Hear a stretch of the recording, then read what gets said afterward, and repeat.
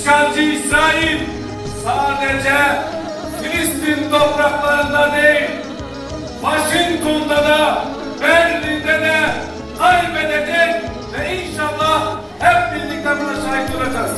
Biz dedik ki bizim ülkemizde yaşayan, bizim ekmeğimizi yiyen, bizim suyumuzu içen Siyonist soykırımcıları yargılamak için bir kanun teklifi verdik. Ve bu konuda çok çalıştık.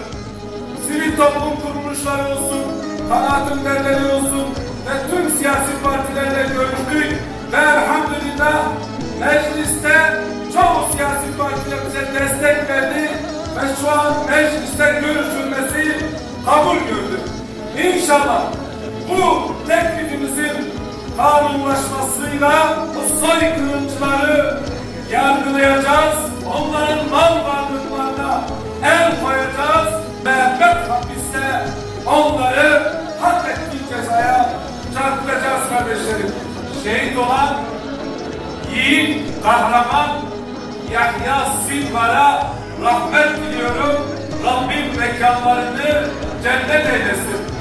İslam davasının liderlerinin şehit olması bir kayıp değildir. Şeyh Ahmet Yasin şehit oldu, biz kaybetmedik. Rabbisi şehit oldu, biz kaybetmedik. İsmail Haniye şehit oldu, biz kaybetmedik. Yahya Silvar şehit oldu, biz kaybetmedik.